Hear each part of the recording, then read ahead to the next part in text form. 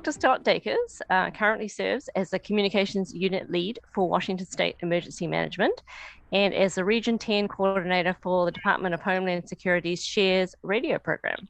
Scott has 2 master's degrees and a doctorate, and his interests are varied.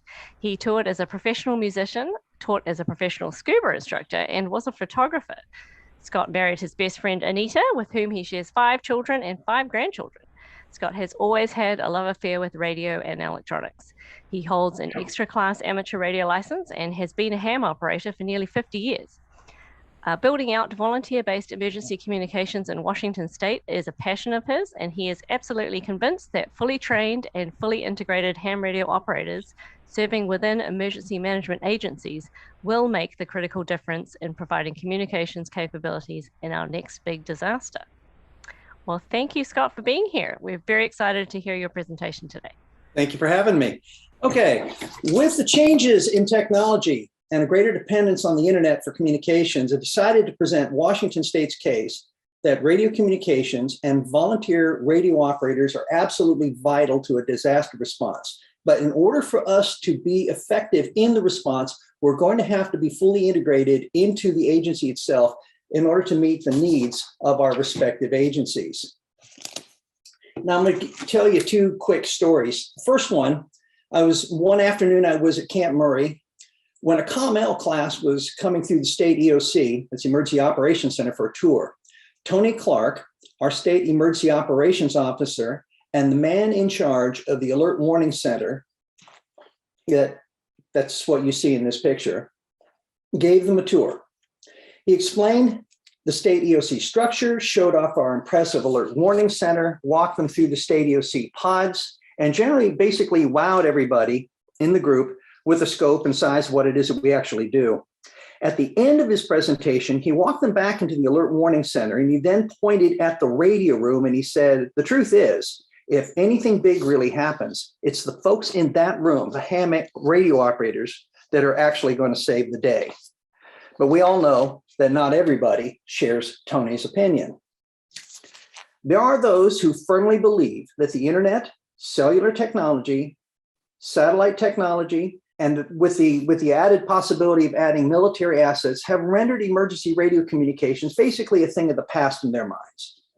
Radio teams are really just a bunch of old retired guys, the nerds of a bygone era, that have added emergency communications to their list of really weird hobbies. No one has had the heart, they think, to tell us that we actually serve no real purpose. But rather than tell us that we have no mission, they just string us along in the hope that one day we'll get tired of waiting around for something to happen and that we'll just eventually go away from benign neglect. Now, both of these sentiments have been expressed, but which one is actually correct? For the record, Washington State Emergency Management places great value on radio communications and on the volunteer radio operators serving the agency. Whereas before, we were an Ares Races group whose command structure existed outside of the agency. But now we are a unit within the agency structure itself and serve as the Logistics Communications Unit for Washington State Emergency Management. Washington State Emergency Management's Logistics Communications Unit is made up of both professional staff and highly skilled amateur radio operators whose role and function in a disaster is to serve as staff and volunteer staff of the agency itself. We are subject area specialists in radio communications. This includes both amateur as well as other federal and state radio systems. As such, we serve as a force multiplier to the full-time staff in the area of our specialty when the need arises. The biggest single change to our radio team is how we process and manage information and message traffic. It's all done digitally on a program called WebEOC. WebEOC tracks virtually every aspect of a response. Let's go back to how things look and work between the state and the local level and see exactly where the state fits into this picture. Now, as you all know, all disasters are local events and are handled at the local level. The local incident commander oversees the local response. The incident commander has a command staff to support him or her and general staff to manage operations, planning, logistics, and finance. In an EOC, all of these people are sitting at computer screens managing data. This is a picture of Washington State Emergency Operations Center, or the State EOC. The State Response Manager is seated at a desk in the lower left corner of your screen. In the pod at the lower right of your screen, you'll see Operations, and just above them, you'll see the Logistics section. When a tribal, county, or large city EOC sends a message to us, it is generally for one of two things. One, they are asking for additional resources to support their response and recovery operations. Or they're sending an incident snapshot known as an ISNAP report so that state officials can get a better picture of the size and scope of a disaster and can assess how best to manage resources and coordinate with vendors, NGOs, and federal authorities as needed. Work of this size and scope has to be done on computers. And with that, it's easy to come to the conclusion that with everything being managed by computers, the need for radio communications can seem a thing of the past. In the Pacific Northwest, however, that's just not the case. We have to remember that disasters are, in fact, local events. If phones and internet are down in your area, your alternate means of communication for most jurisdictions will be radio. The role of the Logistics Communications Unit is to receive your message traffic, your resource requests, and your incident snapshots, and direct them to the correct person down there on the SEOC floor. In the Pacific Northwest, we have two different types of major natural disasters: singular events and recurring events. Singular events are actually fairly self-explanatory. They are disasters that occur when a specific confluence of events occurs in a specific area, such as was the case with the Oso mudslide or the Chehalis flood of 2007. Recurring events are not something unique to the Pacific Northwest. The Eastern Seaboard has hurricane season, the Midwest, tornado season. California, Oregon, Washington, and Idaho all have fire season. What has slipped off the radar is the fact that up until 2001, the Pacific Northwest experienced an earthquake which registered 5.0 or greater once for every 4 years. And we have records that go back roughly on this timetable all the way back to 1872. Since the Nisqually quake of 2001, however, things have become eerily quiet. All of that tectonic energy is going to be released, and currently it's being stored up. And given that there hasn't been any real release of this energy in over 20 years, it is very possible that the next quake outside of a cascading quake is going to be sizable. Given our history and the fact that we live in one of the most volatile tectonic areas in the world, earthquakes have to be considered a recurring event. When measured over time, they are more common than our floods and our windstorms. As it relates to radio communications, there are any number of potential events that can take out your phones and your internet. Another interesting fact, we tend to have what are called generational disasters, which happen every 20 years or so. Sometimes these disasters are outliers or recurring disasters that happen so slowly so as not to be measurable in any reasonable time frame. But we nonetheless experience them. Simply put, our location here in the Pacific Northwest are prone to disasters that cause considerable damage to property and threaten lives. So while we're talking about it, let's take a look at the last 3 generational events. February 28th, 2001. You can see this is the city of Seattle. The earthquake, the Nisqually quake, magnitude was 6.8. Widespread property damage, power outages, communications, power infrastructure was down. And all of this happened at a time, if you think back on the way the internet was set up, those 2 students in Stanford University had just the year before put together a little program they called Google. Property damage was around $4 billion. Only 1 life was lost, and that was due to a heart attack. Now, From an emergency management point of view, depending on your location in this kind of a quake, it is highly likely that phones and internet would be out for a given period of time and that alternate communications, namely radio, would be used and needed in support of response operations. Let's go back another generation, which takes us to May 18th, 1980, and the eruption of Mount St. Helens. This is listed as one of our outlier disasters, but outliers in fact do happen. It is the deadliest and most destructive volcanic event in US history. 57 people were killed, 200 homes were destroyed, 47 bridges, 15 miles of railway, and 185 miles of highway were destroyed. The blast blew down over 4 billion board feet of lumber, and volcanic debris was scattered over 230 square miles. The volcanic ash fell over 11 states, covering some locations with as much as 5 inches. In such an event, there will be areas that will experience loss of power, phones, and internet. Alternate radio communications would not only be utilized, but at this time be probably the only source of communication available. Let's go back one more generation to October 12th, 1962, the Columbus Day storm. Typhoon Frida was a Category 3 cyclone that hit our coast. The wind speeds were recorded up to 145 miles an hour, and some peaks actually went as high as 170 miles an hour. Transmitter towers were downed. Well over 2 million people were without power for weeks, 1 million in Oregon alone. Restoring critical infrastructure meant having to build it literally from the ground up, and 17 billion board feet of lumber was blown over. Livestock that was put into buildings to protect them were actually crushed under collapsed barns.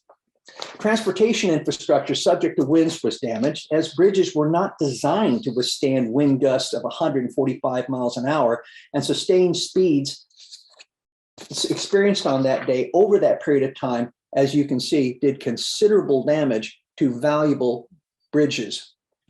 In cities as well as rural areas, damage sustained was very similar like what you see here, and very few were spared.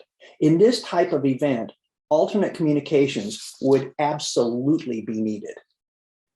Now, back again.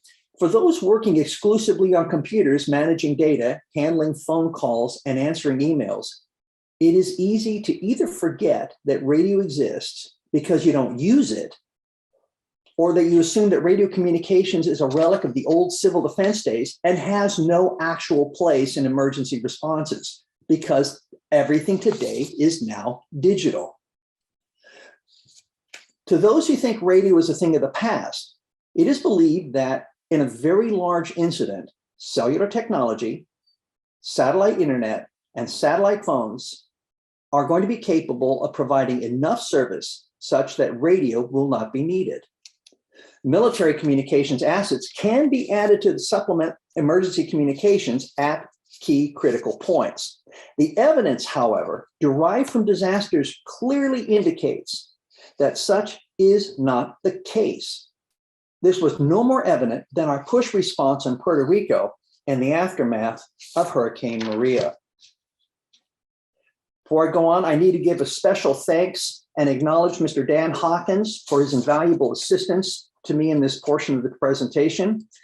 Some time back, I had the unique opportunity to meet virtually with the COMLs who served on the ground in Puerto Rico and ask them what worked and what didn't. Dan worked as a COML in Puerto Rico, but he also served as the DHS Office of Emergency Communications. So he had the unique perspective of both the big picture and what really worked in the trenches. And that was absolutely invaluable to me, and I owe him a great deal for this.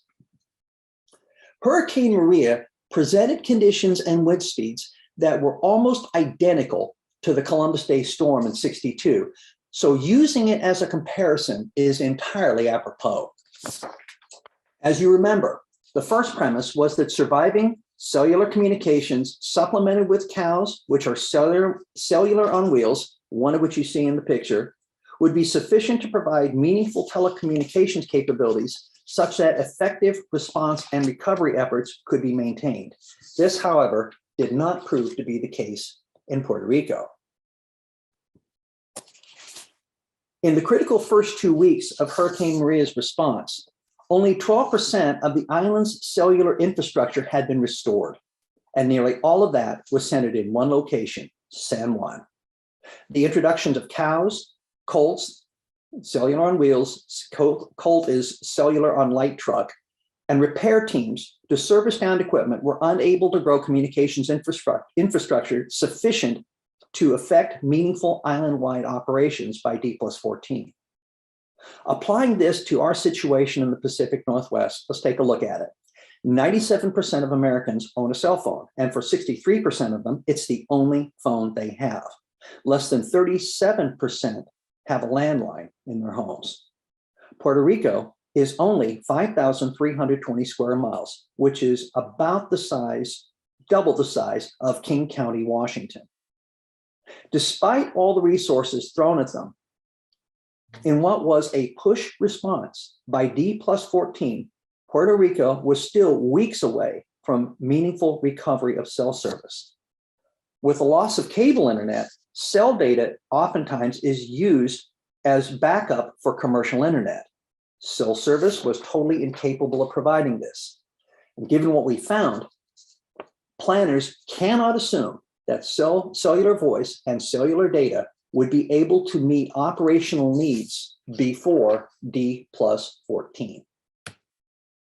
The next working premise was that there would be enough surviving commercial communications infrastructure that, supplemented with cellular, satellite, and if needed, military assets, would have survived sufficient communication, would have provided rather sufficient communications capabilities such that radio would no longer be necessary. Again, this was not the case in Puerto Rico. According to Homeland Security, Puerto Rico saw over 50% of their commercial infrastructure still down on D+14, despite deploying considerable resources to restore them. Now, commercial comms assets rely on commercial power and require expensive proprietary replacement parts. Transmitters are very expensive things, and they are kept in service for as long as possible in order to get the greatest return on investment. As such, some of the parts needed for replacement had become obsolete and would require fabrication. This takes a lot of time. Direct replacement parts were difficult to impossible to find. Looking for them took time. Even with the parts, repairs would have to be performed by highly trained specialists, which in itself is a relatively rare commodity. Still more time. Other factors that need to be considered. Many commercial comm sites are transmitters only and do not support two-way radio communications. Other commercial comms sites support voice, not data. Emergency responses today rely heavily on data. Many towers hosting cell sites also host other communications assets. And in this case, the loss of one is the loss of the other. Think about the previous map that you saw. During the California wildfires last year, 2 years ago, well over 40 towers were taken out in just a matter of hours. It's safe to say that while some commercial communications infrastructure might survive, we have no way of predicting what will survive, what types of equipment would survive, what areas the surviving equipment would serve, how long they would be able to sustain operations without the benefit of commercial power. The experience in Puerto Rico would indicate that it would take well over 14 days before any appreciable comms from these sites would even be possible. And even then, they may not actually bring anything meaningful to the response effort. Now let's take a look at the third premise, the use of military assets. The military satellites comms did work, but there were drawbacks.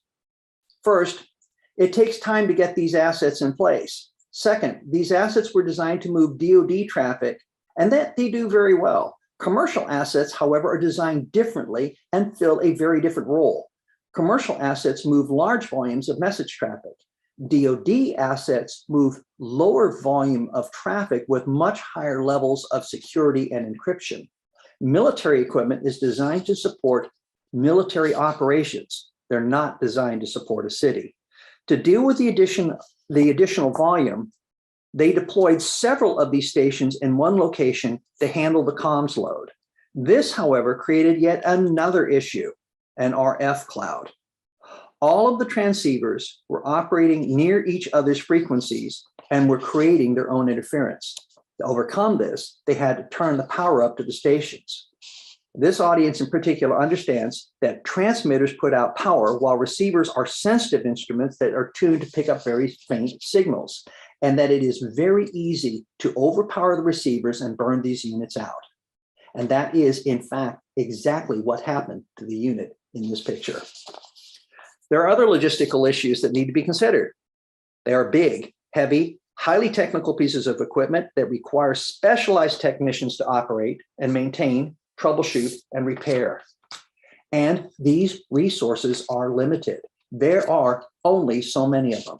The military can deploy some, but some must be held back in order for them to maintain operational readiness. And as noted, they are designed to support military operations, not high volume commercial loads. They are technically portable in the sense that they're on wheels and can be moved, but they require a truck and clear roadways. And perhaps most importantly to an emergency manager, you cannot count on what you do not own. Which takes us to transportation. This is a picture of Humacao, Puerto Rico on D+14, and it is fairly representative of road conditions in the aftermath of a hurricane. As it relates to all the things we've discussed, impassable roads mean we cannot move cows, colts, or military assets until the roads are cleared. Transportation assets and the ability to move comms gear is going to be highly limited. Comms gear is going to have to take a back seat to life-saving measures such as food, water, and other necessities.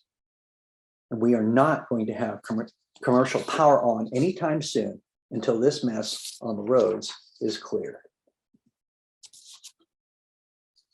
It may be possible that some critical comms infrastructure may survive, but in a catastrophic event, what we've seen is it is very unlikely. And to build on this premise is to build based on a hope rather than facts. Our own Cascadia Rising 2016 study indicated that our infrastructure wouldn't survive. Hurricane Maria bore out this conclusion on Puerto Rico. Another Columbus Day storm would decimate comms in an area that we would be facing a Hurricane Maria type aftermath in an area with multiple millions of people. Do we need emergency radio communications capabilities? Absolutely. So what worked in Puerto Rico? Well, shares Winlink Radio for one. Look at the size of this. It's very easily transportable. It uses amateur radio equipment, so the equipment costs associated with this system are very low compared to equivalent Part 90 radio gear. You don't need a commercial tower or really expensive antennas. In a pinch, you can literally set this thing up in the field using 14 gauge wire strung between two trees. This can run on 120 volts or car battery.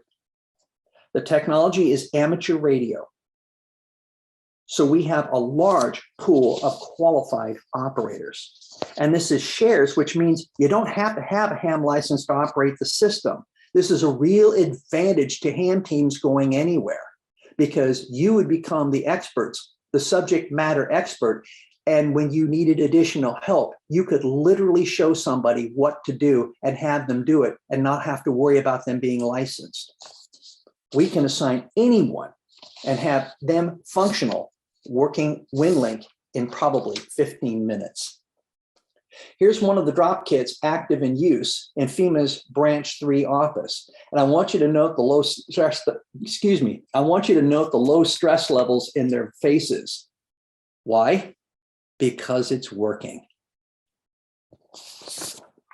A folding table, 12 volts DC, a wire antenna, a drop kit, were all that was needed to pass critical message resource requests, situation reports, and message traffic via Winlink. They actually brought their own amateur radio HTs so they could tactically coordinate between themselves. Now, lest we forget, given the current world situation, not all disasters are random or natural. On Christmas Day, December 25th, 2020, an RV bomb outside of the AT&T building in Nashville, Tennessee, took out communications for a major portion of southwestern United States.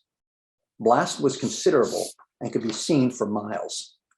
Battery backups kept the AT&T systems operational for a brief while, but within a few hours, significant service interruptions were reported and lasted for a considerable period of days. This took out cellular, wireline telephone, internet, multiple 911 and non-emergency networks, and some hospital systems. T-Mobile also reported interruptions in their system. Memphis Air Traffic Control experienced communications issues. Long, local, television, and internet service were all interrupted well past Nashville, and the effect reached into Georgia. The bomber, a guy named Anthony Quinn Warner, was aged 63, and he was believed to have spent a considerable amount of time searching for alien life forms in a nearby park. He believed the moon landing was staged, that reptilian shape-shifting humanoids were amongst us, the 9/11 was a conspiracy, and that there was no such thing as death. What we saw was that one mentally ill person with a bend towards conspiracy theories and the ability to do the simplest research on the internet had the ability to create an event that shut down communications through much of Tennessee and neighboring states. There is almost a standing rule that we don't talk about these things because we don't want to do anything to present anybody with any ideas. But the point here is that in today's world, you don't need a hurricane or a mega quake to slam local communications and internet. A few bad actors can take down communications infrastructure. And in these cases, having communications backups that do not require commercial infrastructure is simply prudent. Going forward, radio, particularly at the local level where disasters occur, is absolutely essential. One of the challenges we face is that our disasters here can be few and far between, which is a good thing. But it can make one feel that you're doing all of this for nothing. I can't tell you when you're going to be activated, but I can tell you that given our history, we will see events that will require radio communications. And given the frequency in which these historically occur, they literally right now could happen at any time. What we need to do going forward is to provide the communications our agencies need. In larger units, ideally, it would be best if the radio teams were integrated into the ICS command structure, but that would require that we act like employees and have the hearts of servants rather than coming in as an outside group with a different set of operational practices and leadership. This may not always work, however. One size does not necessarily fit all. The goal, however, is to serve the agency and to meet agency needs. The closer we align to this standard, the more valuable we will become to them, and the more likely we'll be called up to serve when a disaster happens. Now that we're past COVID, we'll begin to have more meaningful EOC to EOC exercises that are meant to train us towards the goal of serving our served agencies. We're going to have to work hard and become both a local team and a statewide team. When we do, emergency managers are going to see it. They'll see it in our professional demeanor and in our appearance. They'll see it in how we approach training. They'll see it in how we respond to corrections in our practice. They'll see it in our observance to agency-based communication standards. They'll see it in our work ethic and our desire for excellence. They'll see it when we function as a team and as highly skilled rados. Our work is important. You are vitally important. When we pull together in this manner, lives will be saved. help will get to where it needs to be. We really will make a difference. Thank you. Well, thank you, Scott. That was fantastic. We have a lot of questions, and we actually have an opening for you to go into more depth in some of these questions, which I think will be really valuable. Whoops, I can't see you anymore. Make sure I have my, here we go. All right, so much to ask about. So we have a few questions about some of the things you mentioned early on in the talk. Can you talk about the shares program? What is it? Why do you not have to be licensed? How does that work? And how was that used in Puerto Rico? What were the drop kits, stuff like that? Okay. I'm going to ask you to come back and nail each one of these as I want to make sure I cover the entire answer to your question. You gave me about 5 all in one. Okay. What is shares? Okay. There are 2 different, if you want to call it, controlling agencies that govern over radio as we know it, the FCC and NTIA. NTIA these are federal frequencies that are designated by the Department of Homeland Security. And the reason that we went into shares in the first place was because of our experience with Cascadia Rising 2016. In 2016, we got on the air and we saw that we were using a lot of Winlink, and Winlink was absolutely slammed. We were having great difficulty getting Winlink messages through. And what we had were we would have people in the field using it. We would have EOCs using it, the state using it, everybody using it. And with all of this congestion, the system pretty much froze up locally because we just couldn't get things through. So what we did is we have the ability to, well, let me back one more notch. In a disaster, everybody with Baofeng radio is going to show up and want to know what's going on. And the amateur frequencies are going to be cluttered. And those are things that the local emergency management agencies are going to be dealing with. So what we did is we added a whole bunch of additional lanes of message traffic to each and every EOC. So Winlink shares functions virtually identical to amateur radio HF frequencies, but they're not on the HF bands. Mm-hmm. And they're not subject to power limits the same way that amateur radio is. For example, on 60 meters, amateur radio is limited to the amount of power they can put out. You're not on shares. On shares, you can pump the power up to 1,500 watts. You can run a linear amplifier on emergency communications channels, which is incredibly valuable. We would be able to move EOC traffic over to shares.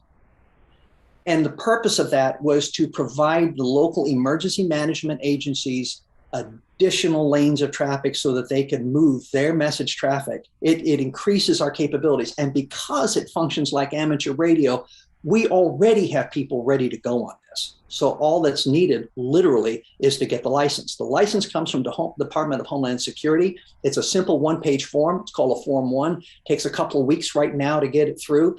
And then it's the radio that's licensed, which is why you don't need, in amateur radio, it's the ham radio operator that's licensed.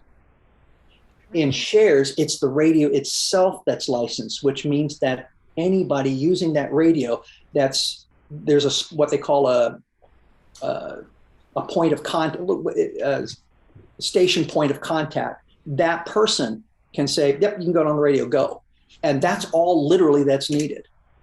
And go ahead. Oh, sorry. I was just going to ask you to clarify that it's the served agency itself, the emergency management agency, which would apply for that station license. Any county EOC, large city EOCs, critical infrastructure. We've got some major hospitals that are coming on board that are using this. We've got fuel systems that are coming on board. And because it's something that we can manage and we can control, we have right now currently 12 operational shares RMS stations across Washington state in a grid. So as I was building this out, one of the concerns was, do we have enough infrastructure to support the need? The answer is yes, we do. And we are at about a 6-to-1 ratio. In fact, we have the largest shares network in the entire United States right here in Washington. State of California has 1/3 of our capabilities. Texas has half of our capabilities. So we are well positioned for major disaster. The only thing we need to do is to get everybody online with this. That's not taking anything away from amateur radio. It's adding to all the tools we have in the toolkit. Sure. It sounds like you're having good uptake from various agencies around.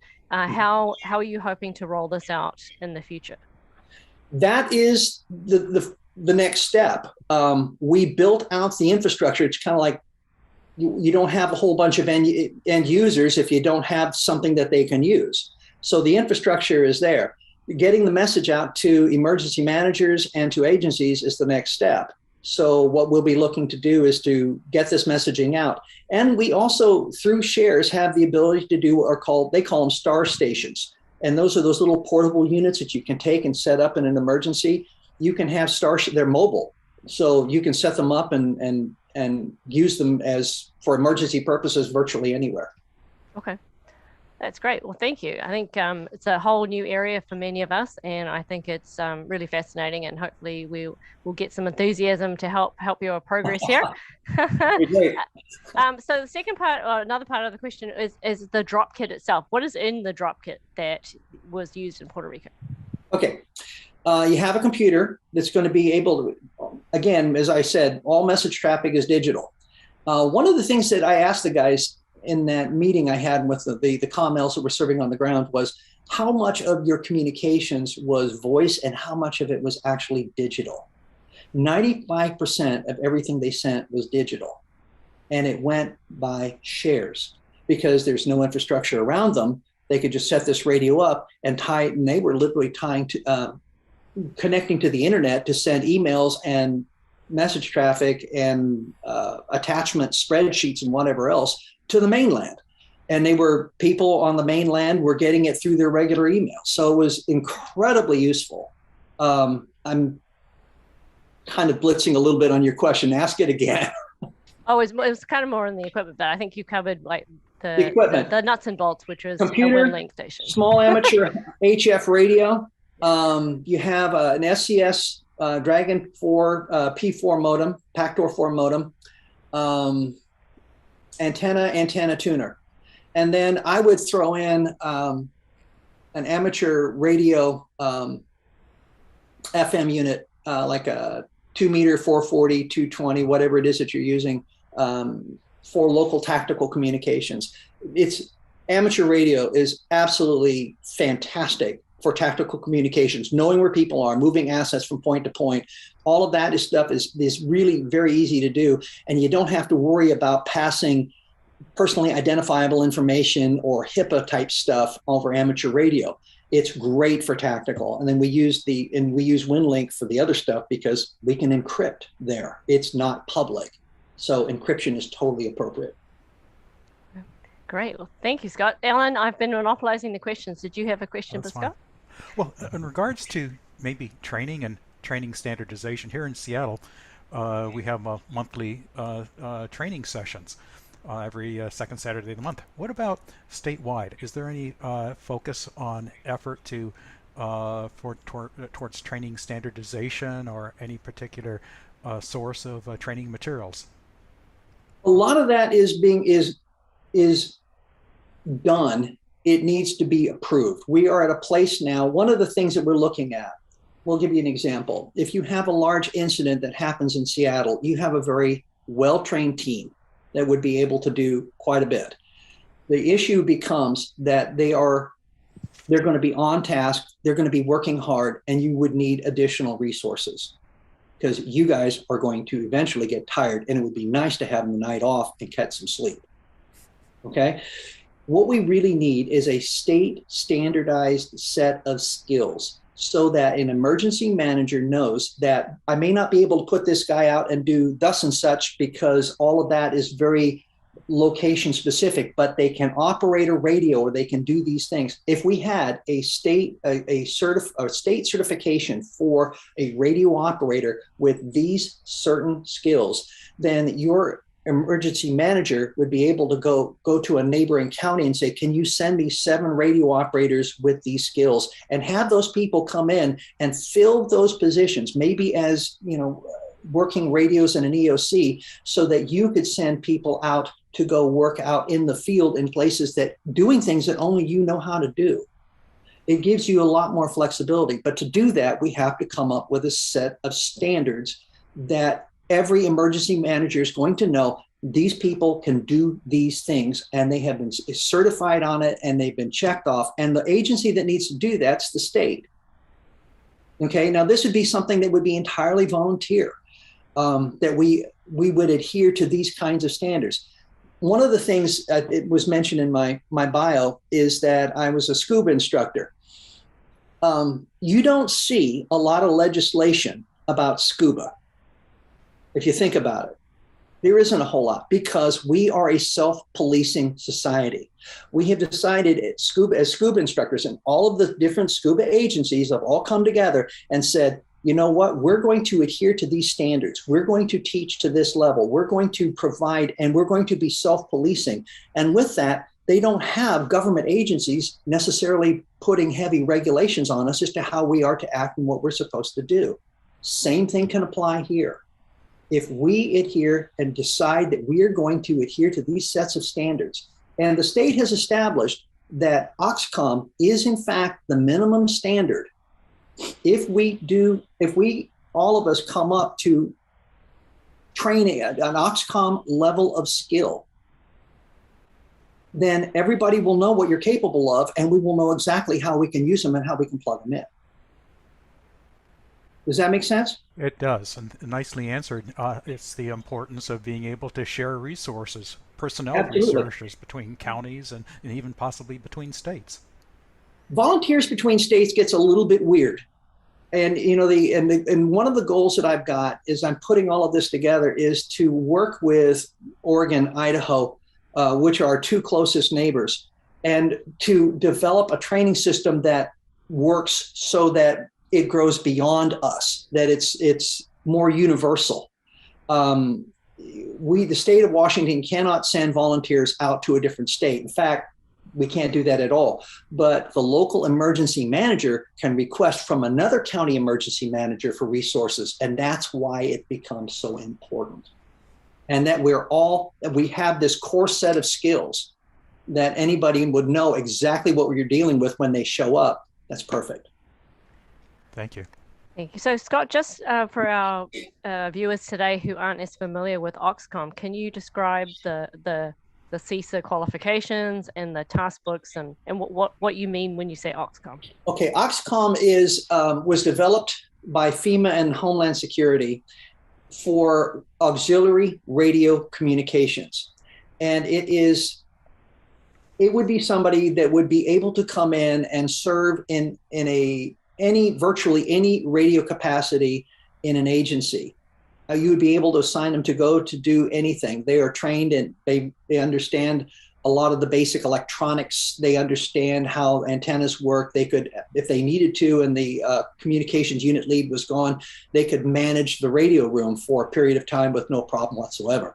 They are highly skilled radio operators, and the standard was set by the federal government. They said that this is a great standard. Washington State said, yep, it is. We like it.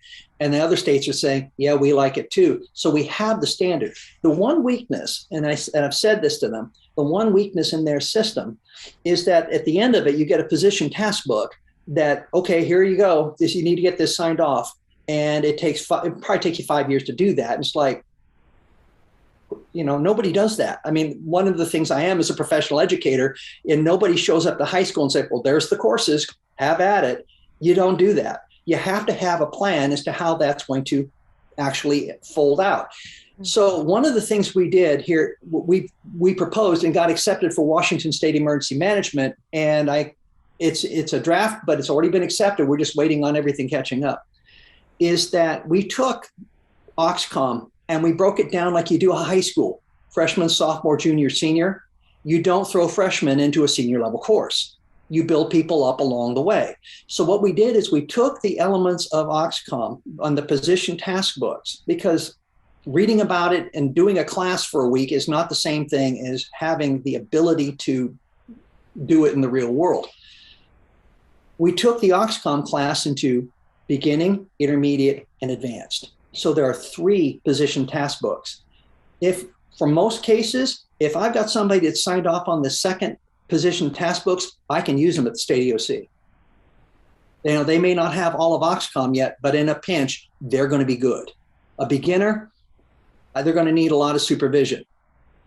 The intermediate guys, they're going to run with it and do just fine. The advanced guys can go on, and when they complete the advanced book, they also complete OXCOM, and they get state certification and they get state recognition for that. What I proposed is that we have certification and certificates that go out, that once they've completed this level and it's accepted at the state level, here's your certificate. You've got a certificate that says you are at this level. Mm-hmm. Great. That's the plan. So that's to come, right? It's being approved. Well, it pretty much it's approved for the state of Washington. Now, what happens? We have a choice. If emergency managers are of the first group, like what I mentioned, Tony, and said, "Hey, amateur radio is what's going to save the day," they'll want to roll it out.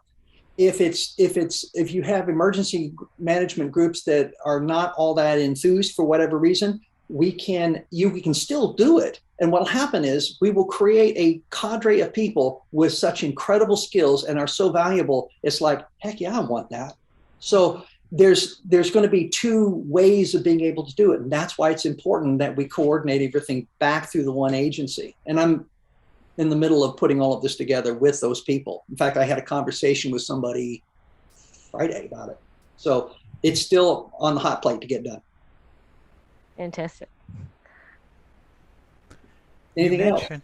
Well, you mentioned, wondering about commercial infrastructure in rural communities, the support of the state for these rural communities. Okay, now what specifically are you asking?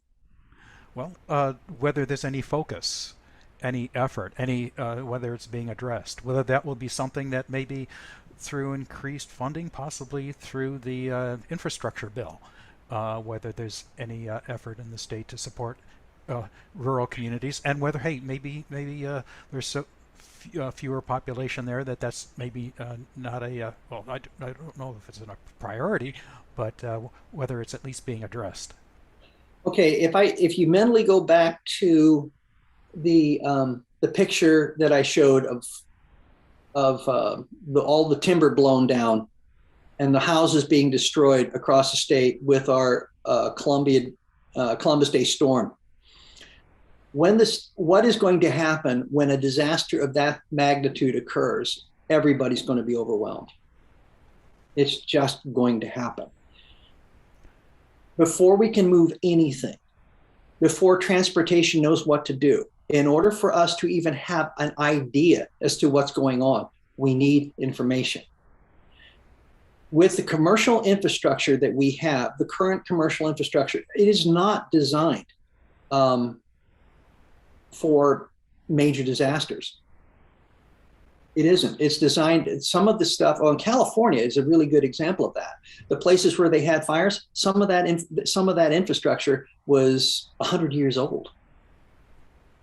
And I'm not knocking green technology, not by any stretch of the imagination, because I think there are things that we definitely need to do that way.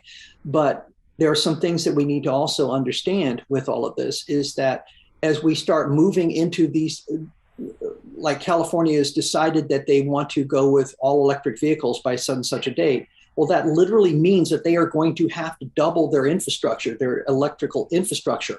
And right now, they don't have the money to do that.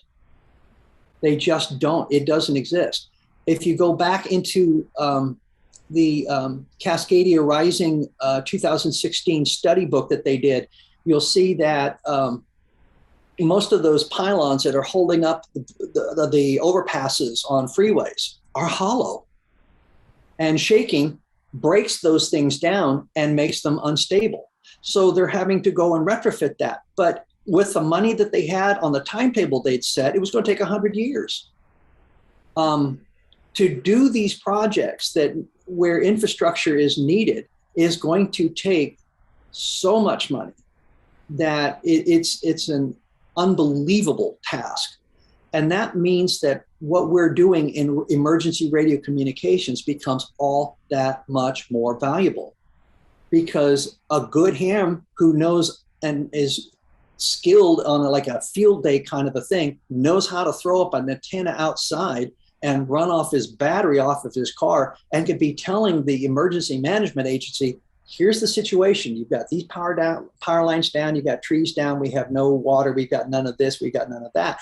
And they can get a general idea. All of this information then goes to the emergency operations center, and they can begin to piece together where they need to put their energies, both rural and large city. It works the same both ways.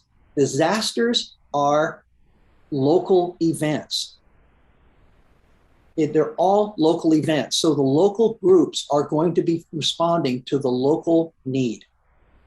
What happens at the county level is they provide support to the local responses. The state supports the counties as they're supporting. So what's happening is it is bringing resources, a fire hose of resources that are coming down. But in terms of infrastructure, everything has to happen at the jurisdictional level.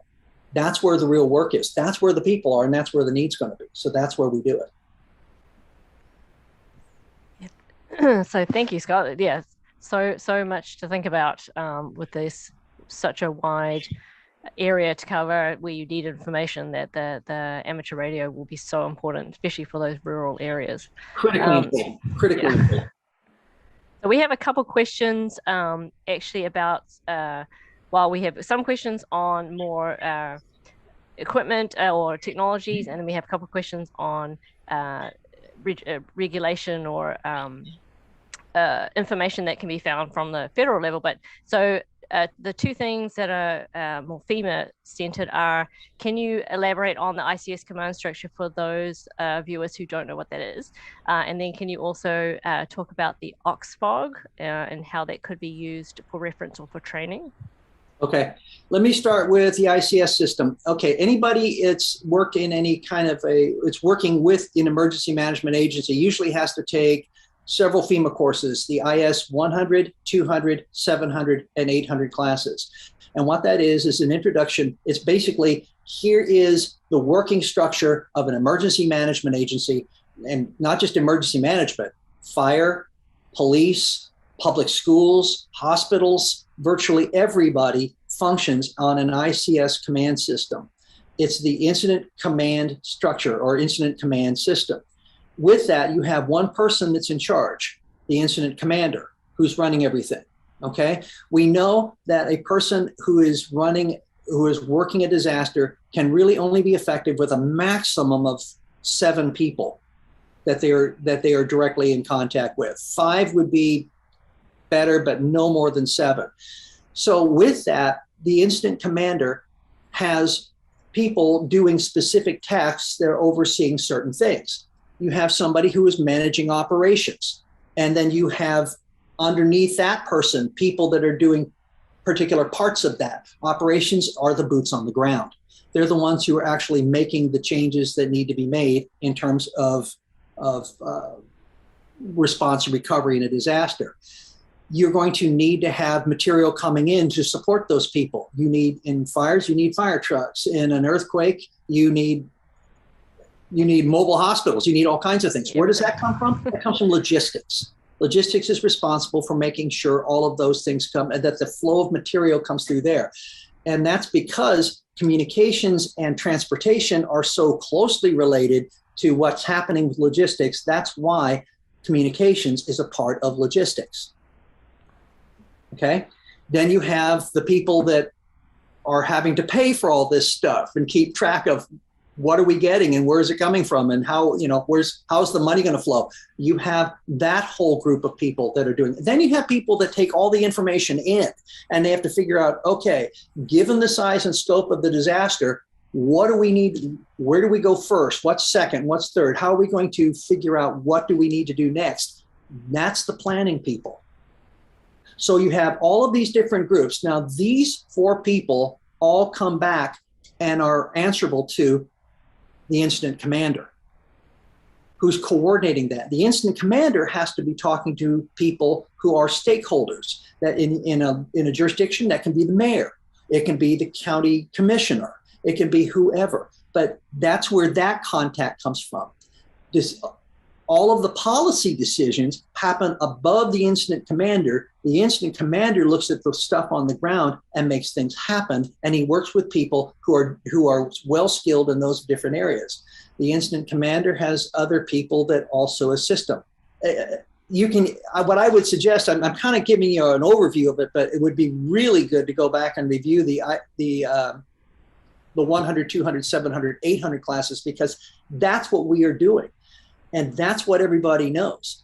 And that's what if we come in from the outside and say, hey, we've got all of these skills, what's probably going to happen in a disaster is people are going to say, man, I'm really busy. I don't have time to talk to you right now. If I need you, I'll call you. And we felt that a lot. I think radio operators have tremendous skills that are frankly not being utilized. And what needs to happen is they need to be embedded in the agency's plan itself, which is why it's so important to be doing ICS. For sure. And those courses you mentioned are all available on the FEMA's self-study website. Yes, so anybody can do those. Yes. They take you through it. It's very straightforward. Yes. Yeah. So we have, well, I think we're actually almost run out. We're nearly at the next person. So exciting. So many questions for you. And thank you so much for being with us today and sharing your knowledge and experience. Hey, thank you for having me. It was great.